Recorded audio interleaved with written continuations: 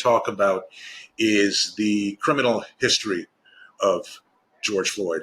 What I didn't like about it is they don't really, it's not clear to me, Mark, if those charges are they convictions when they're mentioning the times he encountered law enforcement in the past.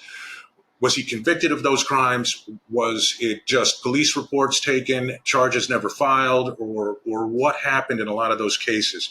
I also feel like to some extent, the criminal history isn't really relevant to the events of that day. Would you agree with that, or would you disagree with that?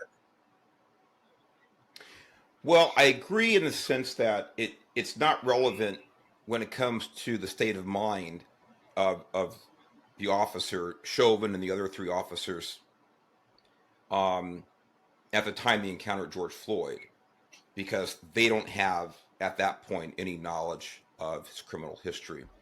Their actions have to be based on the circumstances they're involved in at that time. So I think those things are important, but to the state of the mind of the officers, no, it's not Right. relevant at all, in my So, opinion. for those that don't know, the initial law enforcement contact with George Floyd, it began because the allegation was that he tried to pass a counterfeit $20 bill in a convenience store.